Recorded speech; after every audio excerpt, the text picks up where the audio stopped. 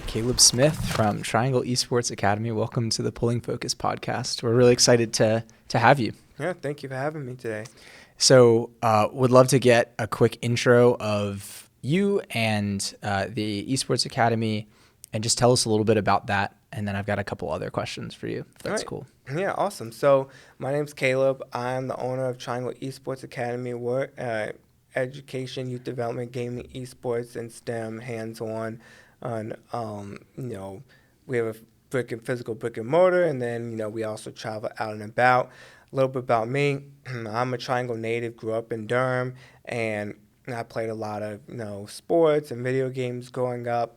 And then after graduating high school, I went overseas to Germany. I played soccer there and lived over there for a few years. Then came back to the States, start the business, and then that's in Waverly Place Shopping Center is where we started out.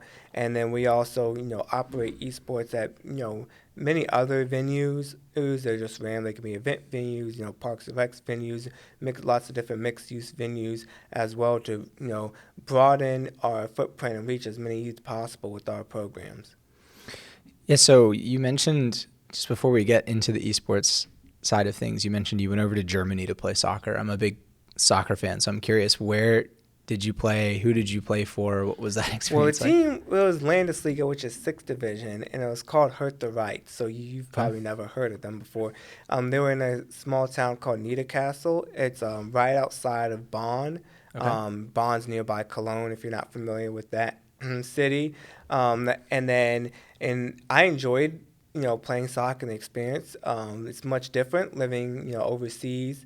And the culture is much different, very cold, raining over in Germany. So, but I mean, it was awesome, phenomenal experience to actually truly get to, see a different culture and what I learned while being over there. Yeah. What do you feel like was the biggest lesson you learned, or biggest takeaway, or thing that maybe you enjoyed or didn't enjoy? Like, what really stood out from that experience playing soccer over in a different country? So from soccer, well, I learned that, there's always another level. Like, I was a great player here in the States. Then I went over there. I was like average player here.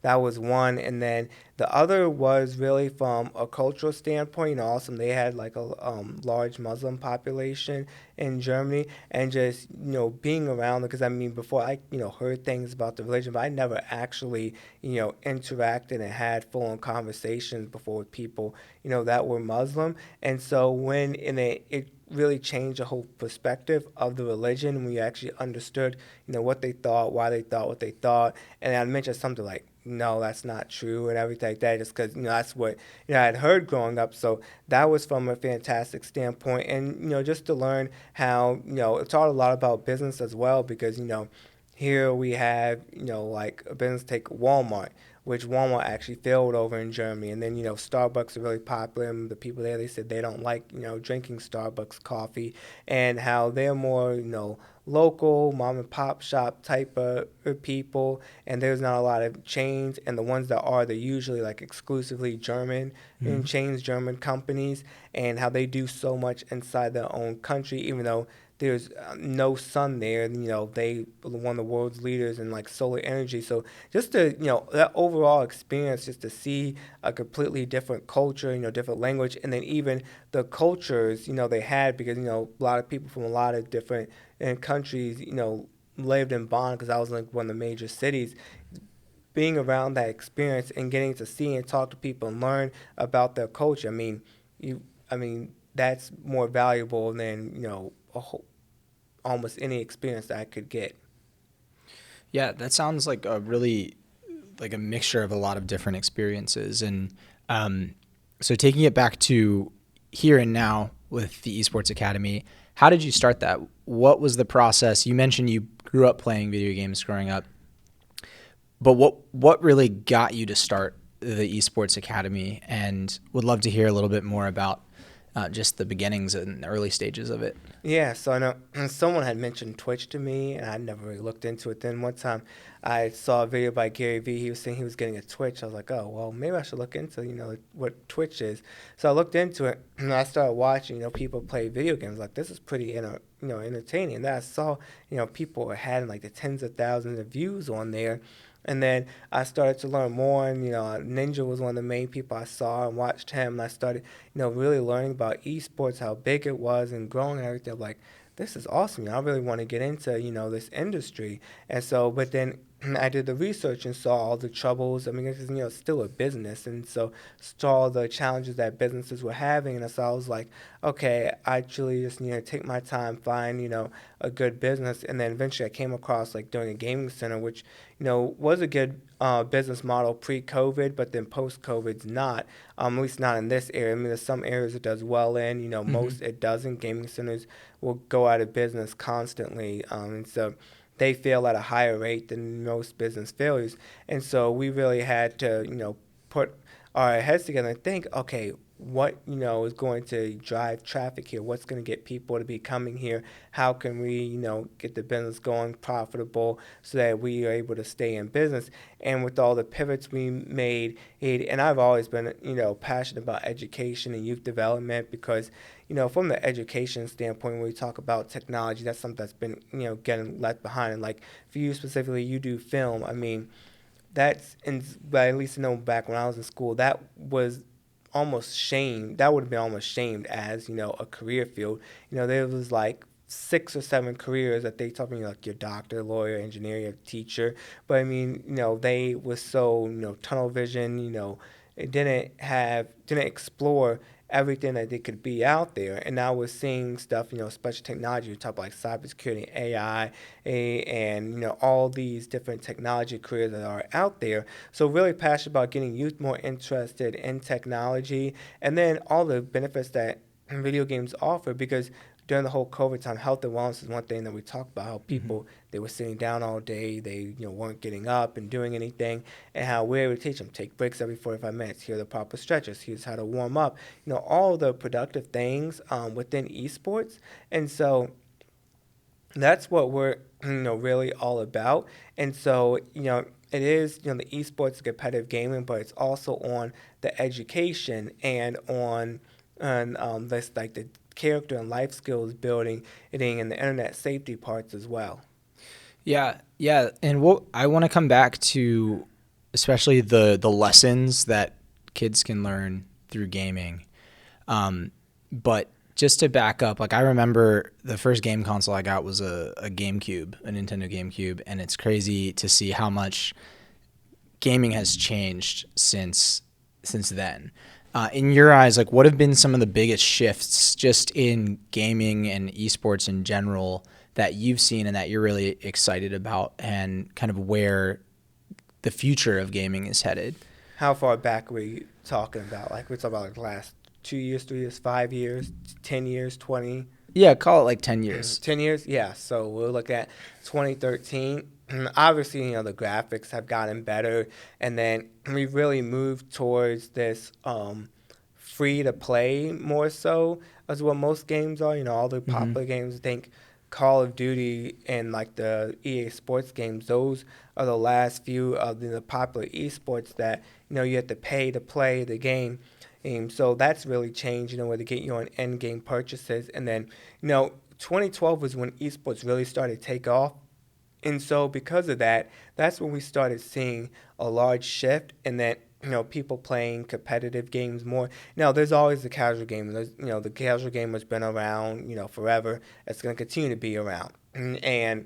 But on the competitive side, we've been seeing, people switch games, and, they'll get upset, don't like something that the game has done.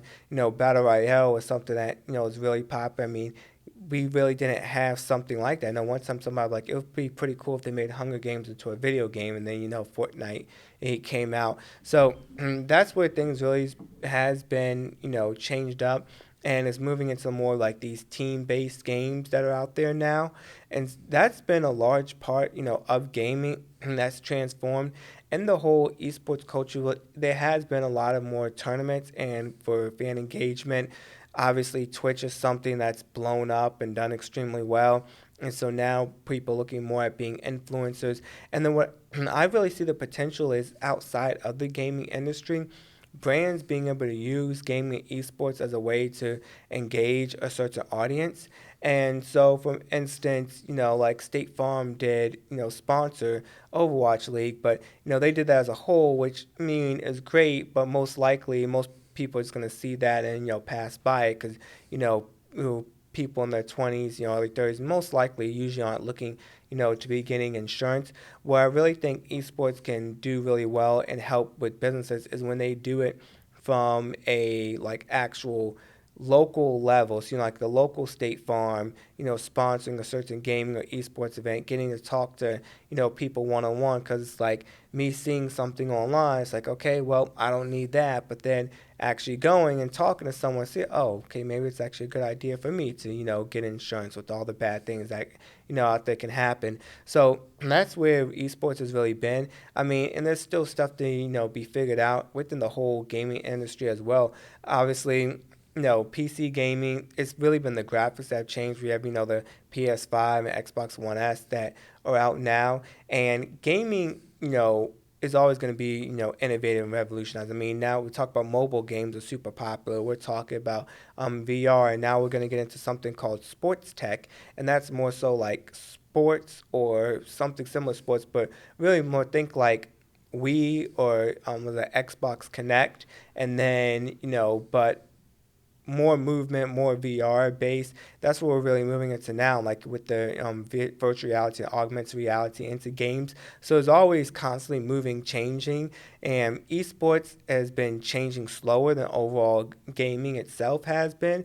But I'm really interested to see, what it's going to look like 5 years from now because over the past 10 years, there has been a major change, and it's not a change from we still have, the mobile games. We still have all the casual, old school games. It's that new games are being added on, and the newer generations are looking into more of, like the VR type stuff to play.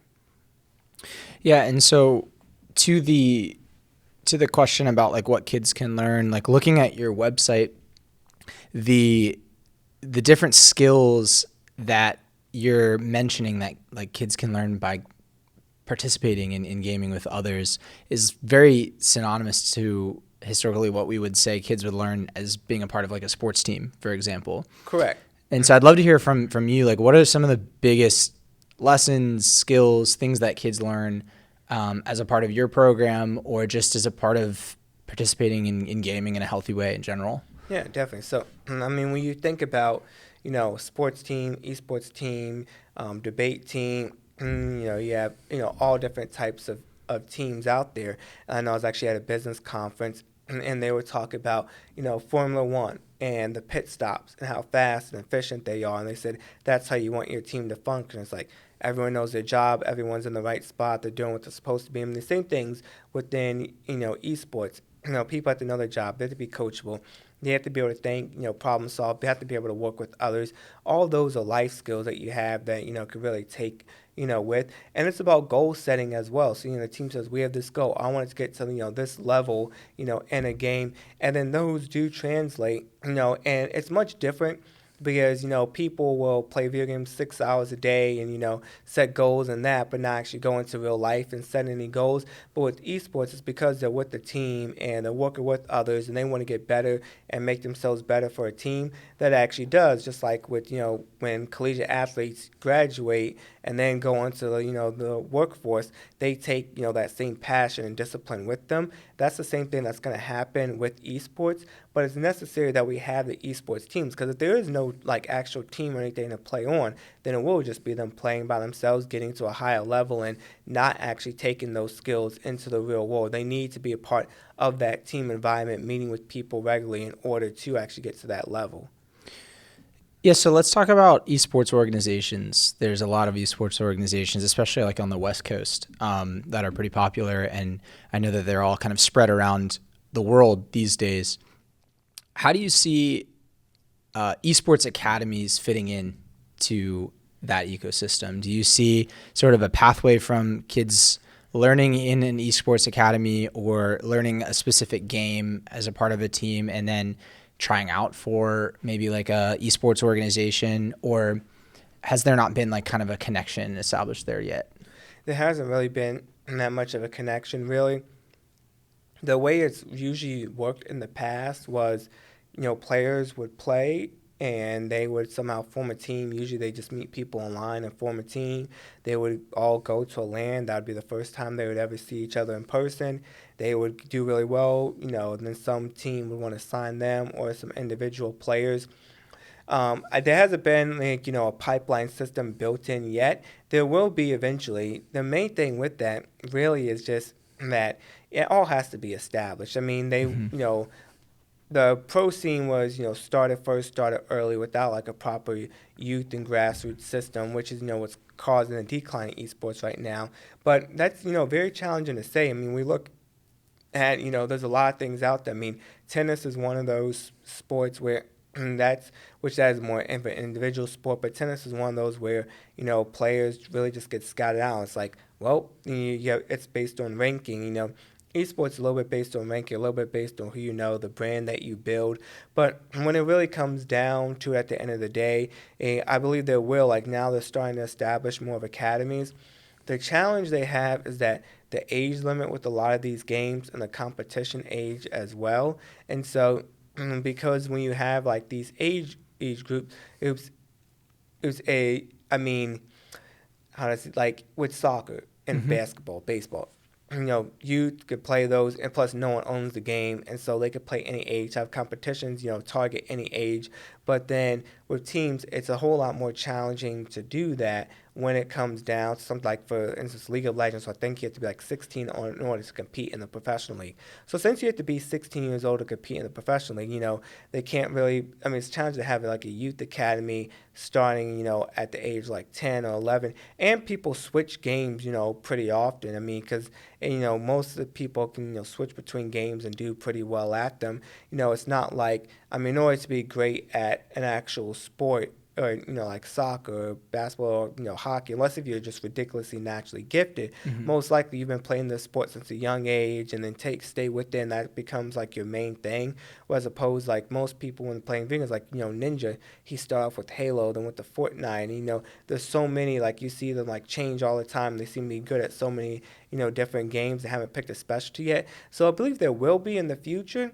It's just, to me personally, is not clear on how exactly what it's going to look like, for these different organizations. Yeah, it's interesting. I keep thinking about your experience in soccer, and I'm thinking about like the academy system that they have, where teams will like invest in young players and develop them in hopes that either they're going to sell them on to another team to make a return on that investment, or have them come play for them and be like a great player. Um, and so it's interesting to think like, could that be the same for esports and gaming in the future if more money is brought to the scene and there's more investment. In terms of where we're located in the Triangle, I mean, you've got Epic Games right down the road. You've got Lenovo. You've got a whole bunch of gaming-related companies and developers here. Has that helped you at all in any way? Have you been able to form any kind of partnerships, either with companies or the universities around here? Yeah, so some universities, companies, and we've been talking to some about that. COVID was a large issue, for a long time, even though, stuff opened back up. It wasn't until, about in 2022 when a lot of them actually went back to the office, and then even still, because, I believe it was Delta, which was in January of 2022, they still had some restrictions, like then not everyone's back in the office yet. And then really when it like, at that time, we still weren't, focused so much on the companies. The universities, yes, we work with a good amount of them, and there's a wide amount of things that we can do with the universities. We do offer internships for universities, for the students. We work with them on the esports side. Last year, we hosted a Valorant collegiate tournament, so we do things from that perspective.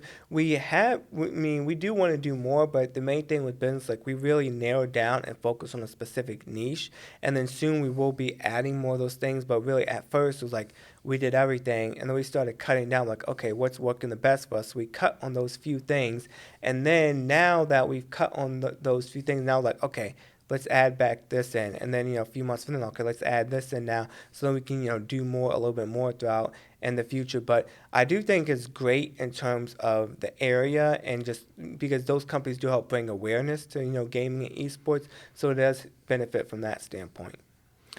Is there a favorite game that you all offer that the kids really like gravitate towards? Like I know Minecraft and Valorant, League of Legends, Rocket League, like all of those I believe are ones that you all teach and have at the academy. Is there like a favorite that you see from the kids? Yeah, so with our STEM programs, Minecraft's the most favorite. And then the other ones, Roblox, Fortnite, and Among Us, means those four that they like the most. And then I do like Fortnite because there's like the Fortnite Create where you can do educational stuff with that.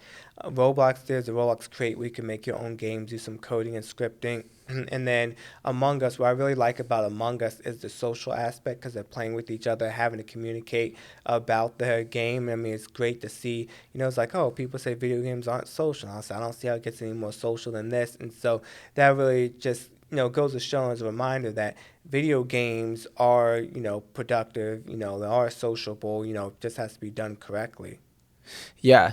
Yeah. Have you faced any kind of like critique or criticism or like have parents not really understand what it is you're trying to do? Because I know like my parents, like explaining the concept of like watching someone else play video games, like they don't understand that. They don't understand why you wouldn't just play it yourself. But for me, understanding the difference in skill level of someone compared to me, it's kind of like watching a sport. And so, yeah, I'm curious, like what kind of pushback have you seen, or has there been a struggle to try to explain or persuade like why this could benefit a kid or benefit just anybody? Not really. From the way that we explain it, one, parents do it sometimes or whenever they're out of school, so they do want them having fun and doing something that they're gonna enjoy. And then especially you have to word it in the right way. You don't talk about the game, the skills, how much better they're gonna get. They don't care about any of that. And, when you start talking about the life skills and the social aspect, that's what they truly care about. That's what they're really passionate about. So we really push that and talk about that with the parents and talk about the educational aspects that there are and and the stuff that they can learn from coming. That's what we lead with and what they're really driven to. So we really leave out the video game part for the mostly, and we really focus on what they're going to learn, what skills value life skills they're going to get out of it. Talk about the critical thinking. That's what parents are like, oh, awesome, yeah, this is something they want to do. Like video games, so I think they'd enjoy this. And I've even met some parents, like at different business networking events, like, oh yeah, they loved it. They talk about, oh, I got to build this, and we learned this. We got to make our own game, and all the skills that they got to learn. And so it's because of that. That's what they're looking for. They're not necessarily looking for more of an esports. We have had some people that are real competitive about esports and wanted to come for that, but that wasn't a large enough market for us to make something out of it. So, but when it comes to just the everyday casual gamer, when we talk about in a positive environment, that's educational. I mean, the parents just eat that up. That makes sense. Yeah, that makes a lot of sense. Do you think you could give me your top 5 favorite video games of all time? Of all time? Does that have to be in order? No, just like top 5. All right, well, so, I mean, the first 2 are easy. So it's Halo 3, FIFA, those are 2, and then I don't have to give you the specific year, do I? Do you have a favorite? I mean, I played a lot of FIFA. I'm trying to remember on which year. I just liked playing FIFA. 12 is my favorite. I'm trying to remember. Let's see. What other game? Overwatch, I like. Let's see, what other ones that I can remember, because I know it was actually this one game on the Wii. It was like Nerf, like the Nerf guns, where they actually came out with the video game. It was short, but I mean that was actually a really fun game to play. And then, all right, we got one more. And so I'm trying to think back to like the Nintendo DS, the Wii time, to see if I'm missing anything from there. But if I'm not missing anything, then I would guess it would be. I like NHL. NHL? Yeah. Okay. So you said Halo 3, the FIFA series, Nerf on the Wii. You said NHL, and then what was the other one? Other one that said, oh, did I only give you four of them? Oh, Overwatch. Yeah, Overwatch. That's Overwatch. right. Okay. Cool. Cool. Cool. Cool.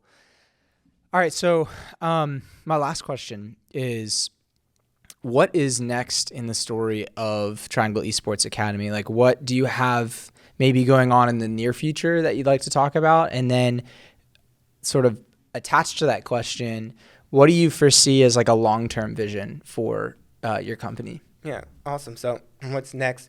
Really, within our space, there's a lot of PCs there, and they can run like Unreal Engine, Unity, Blender, a lot of other programs that most people's equipment won't be able to run. And so, we're really looking to work with organizations that bring people in, start teaching classes around those, because it's about maximizing square footage. And a lot of people said they want to offer classes, but they don't have anywhere to do it, don't have the equipment. And so that leaves us, and that's an excellent way to partner and work with other groups and organizations. That's one thing that we're looking to really do. And then, and it doesn't have to be even specifically like classes. I mean, it could be, we've had churches rent out this place. We've had schools do stuff there. We've done field trips, just getting more of those in. And then on the offsite, that's something we do where we actually go to other venues and run programs, and being able to find more of those venues. They do have to have good internet, but that way we're able to expand the amount of the reach of youth that we're able to get in front of, without having to because open up another location takes a very long time. Mm-hmm. But it doesn't. I can go and do something later today, and well, probably not because I have stuff to do. But you know what I mean. I can go and do stuff, tomorrow at a facility out in like Garner or Pittsburgh, or you can go Wake Forest, because we have the equipment and everything to do it, and we just need the venues and the youth to be able to go out and do that. And so instead of them having to wait, 8 months a year for us to get a location up, then we're able to go there and offer it to them a whole lot earlier. We do have a 501c3, Triangle Esports Alliance, and that services youth underserved communities, at-risk youth, and youth with autism. And we're really looking to boost that up, get funds for that, so that we're able to, bring our services to, those that, may not always have access to it. Right? And then, really long-term future. So right now we're very Triangle focused, and even more so very Wake County focused. We do look, start bringing focus to, other like Durham, Chatham, Orange, Chapel Hill counties. And then, it continue to expand out. So, cover all of the Triangle, and then, expand out even further. But, right now stay focused and do as much as we can, within this area, and then continue to grow and grow from there.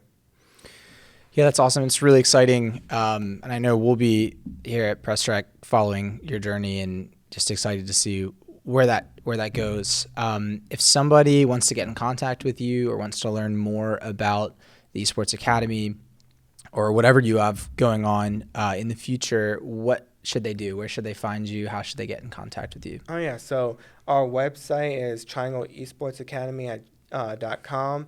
And then personally, I can be reached at, my email is C as in Charlie Smith at triangleesportsacademy.com. And I'm also very active on LinkedIn, so you connect me with there.